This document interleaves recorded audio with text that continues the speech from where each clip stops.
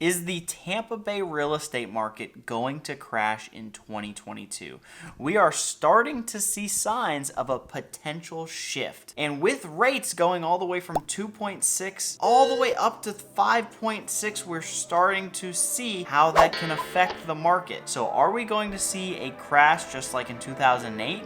Or are we going to see prices be affected at all? We're going to cover all that in the video right now.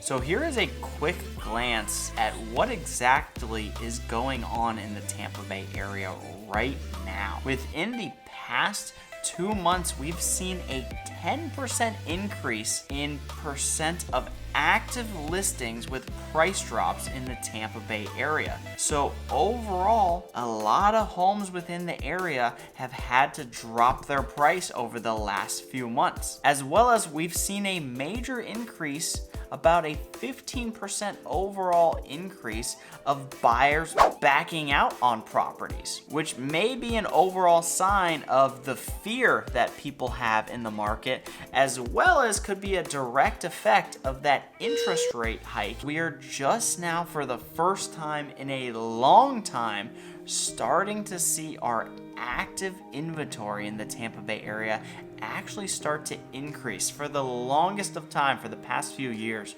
we've actually seen it going down, declining year over year, going directly down. And for the first time ever in a long time, we just had a little blimp, a spike going up with our active inventory, which indicates that we're going to have a little bit more supply on the market, as well as the month supply of inventory is now all the way up to 2 versus at the lowest it was down to 0.5 and then 1, and now we are all the way up to 2 months supply of inventory right now. Another major thing that we're starting to see in the Tampa Bay area within the past few months is the average sale to list ratio in our area has taken a major dip within the past few months. So on average, when these homes are listing for $200,000, before every single person would expect to get $200,000 or above, right? And now we're starting to see in this example that people are getting a little bit below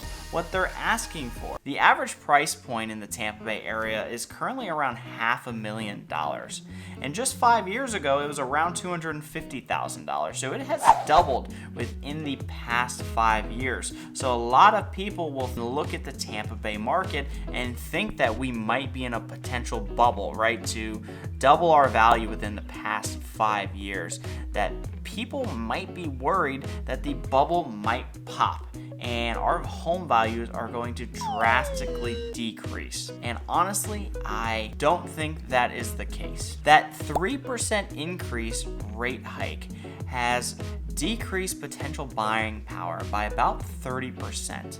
So what that does right there is that decreases our potential buyer demand.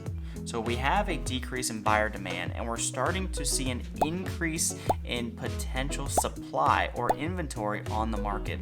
So with decreased demand and increased supply, we are now starting to see a little bit of a shift in regards to the prices, and we're starting to see that within our price drops, increased percentage that we're seeing over the past few months, as well as that we're seeing the decrease in list to sold price ratios. In the next few months, we're most likely going to start to see the average closed price is going to start to decrease versus what it was month over month and year over year. But are we going to completely crash? Are we going to go down 25 to 50% overall? To answer that, we would have to look at what happened around 2008 and really compare us to what was going on then. So back then, around 30 to 40% of people had ARMs loans or adjustable rate mortgages. And nowadays, there's only 5 to 7% of people actually have those, as well as the average credit score of a homeowner is about 100 points higher than it was back then, which indicates that a lot of homeowners are a lot smarter than they were just 10, 15 years ago. As well as mortgage qualifications are at an all-time high. With all of the legal aspects that have been put into place since the crash of 2008, there's no such thing as ninja loans, right? which are no income, no asset, no jobs. And foreclosures are starting to go up, but those are still lower than pre-pandemic level. As well as we're starting to see mortgage equity withdrawal now at its highest level of 2022 since the Great Depression, which indicates that people are starting to pull all of their money out of their assets or out of their home, which again is another great indicator that a lot of these homeowners are a lot smarter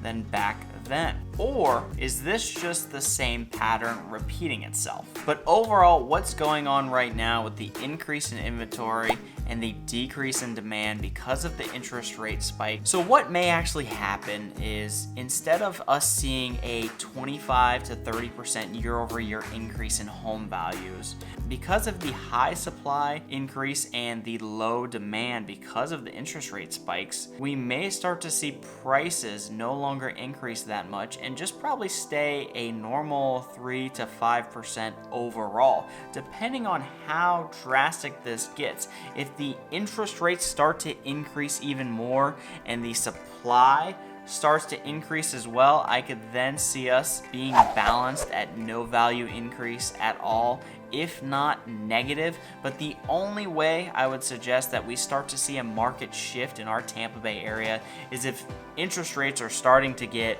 above 7% overall. At that point, just based off the 10-year treasury yield, I could expect to see a 10 to 15% increase. But overall, we have had a 25 to 30% increase year over year within the past 5 years. So a decrease in value in our Tampa Bay market of just 15%, that wouldn't even wipe out the entire last year of equity that people have built in their homes.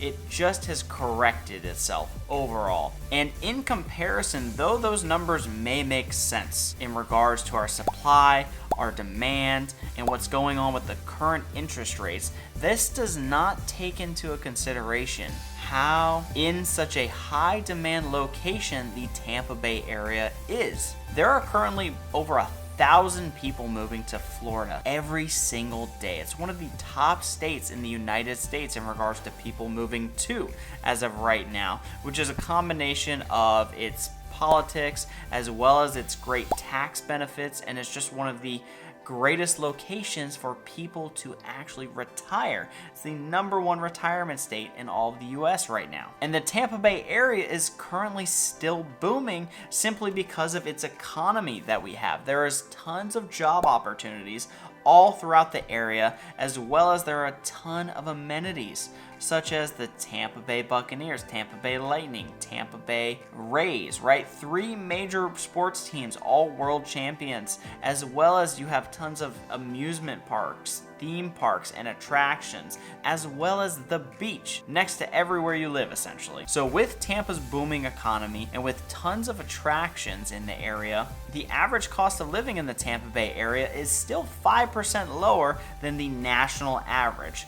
So even though the listing inventory may increase, the buyer demand may decrease because of the interest rate spike, the Tampa Bay area is still one of the hottest areas in all of the US, including Florida, simply because of all it offers, as well as the cost of living is still lower than the national average. And when we start to look even deeper into the numbers in regards to the Tampa Bay area, our home values are still a lot lower than some of those places like New York and California, in which those states offer the exact same amenities that the Tampa Bay area does, or Florida does in general. But right now in Florida, you have better tax laws and potentially better weather. And the real estate is half the price of some of those areas right now. So I don't expect the prices to really be affected that much. Instead of the prices going up 25 to 30%,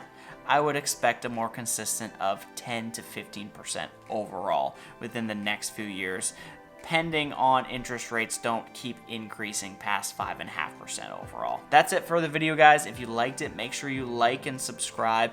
Comment down below, let me know what you think is gonna happen in the Tampa Bay area, and I will see you in the next video.